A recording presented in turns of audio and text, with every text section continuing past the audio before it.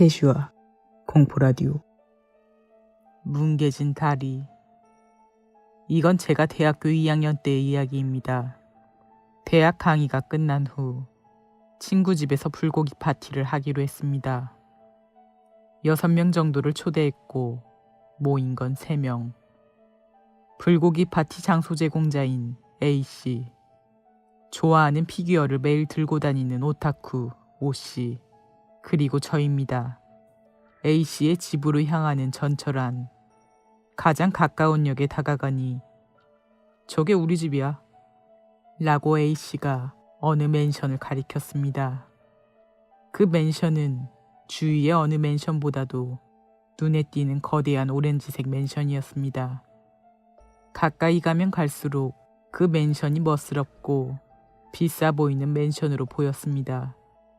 역에 도착한 뒤로 구내에 있는 슈퍼에서 불고기 파티용 고기를 사러 밖에 나와 저는 눈앞에 있는 건물을 가리켰습니다.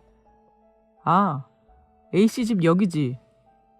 그렇게 제가 말해도 아무런 대답이 없었습니다. 이상하다 싶어 A씨 쪽으로 얼굴을 향하니 A씨는 무슨 소리 하냐는 듯한 이상한 표정을 짓고 있었습니다. 그도 그럴 것이 제가 가리키고 있던 건 멋스러운 오렌지색 맨션이 아니라 낡아빠진 하얀 단지였습니다. 왜 이런 장소를 말했던 건지 스스로도 알지 못했고 일단 이상한 분위기를 얼버무녔습니다. 그런 상황에 A씨는 나직히 중얼거렸습니다. 그러고 보니 여기 몇 명이나 투신자살한 단지였지. 지금 생각해보면 공포는 여기서부터 시작된 건지도 모릅니다. 그곳에서 조금 걸어서 A씨와 저는 불고기 파티 장소인 A씨의 집에 도착했습니다. 그대로 맨션 3층에 있는 A씨 집 거실로 안내되어 A씨는 불고기 준비를 시작했습니다. A씨의 집에는 이미 O씨가 와 있어서 저와 O씨는 준비가 다 될 때까지 텔레비전을 보고 있었습니다. 한동안 있으니 현관문이 갑작스레 쾅 하고 닫혔습니다. 어머니가 집에 오셨나? 하고 A씨가 말하기에 저와 O씨는 거실문 쪽으로 향했습니다. A씨의 어머니와 인사를 할 생각이었기 때문입니다. 그러는 사이에 거실 손잡이가 찰칵하고 밑으로 내려가며 문이 열렸습니다. 하지만 그것뿐이었습니다. 문 저편에는 아무도 없었습니다. 그대로 꺄 하고 비명을 지르며 A씨가 있는 부엌으로 달려서 빠져나왔습니다. 사정을 얘기하고 3명이서 현관으로 확인하러 가게 되었습니다. 현관문은 잠겨 있었고 역시 아무도 오지 않았습니다.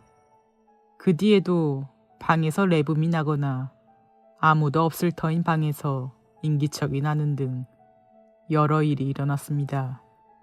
하지만 모처럼의 파티니까 신경 쓰지 말자며 불고기를 즐겼습니다.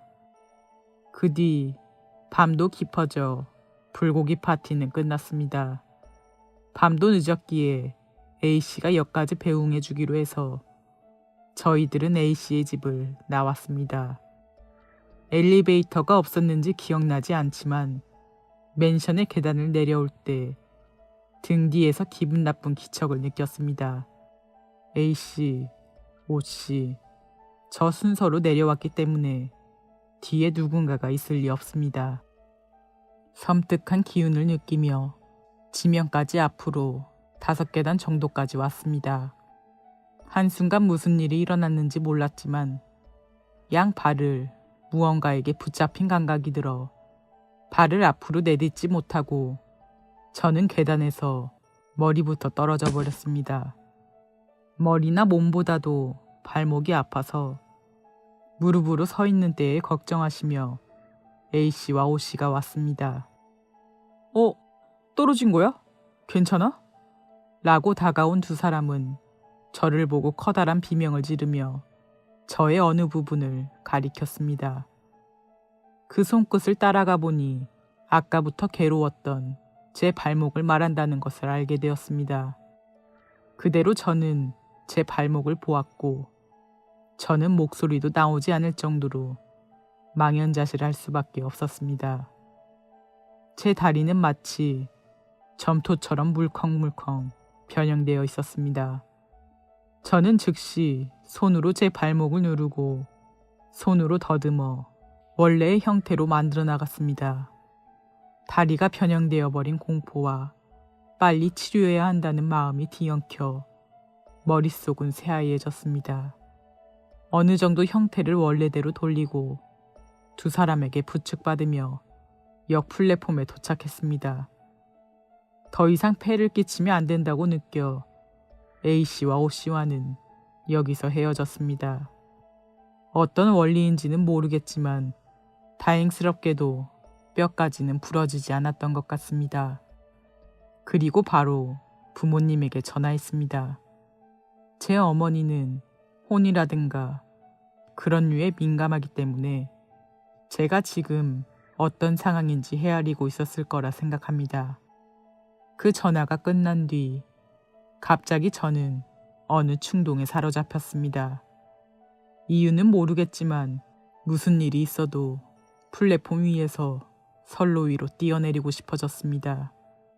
아무리 생각해봐도 역에서 뛰어내리지 않을 수 없다.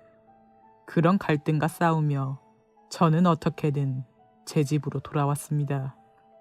집에 오고 나서도 이해할 수 없는 일은 계속됐습니다. 화장실 불이 켜지거나 꺼지고 이상한 소리가 들려오는 게 한동안 지속됐지만 어느샌가 그 현상은 사라져갔습니다. 지금 와서는 그때 일이 진짜였는지 기억이 희미해져 가고 있습니다. 하지만 잊을 수는 없겠죠. 왜냐하면 제 발목에는 그때 제대로 치료할 수 없었던 움푹 패인 곳이 몇 군데나 있으니까요.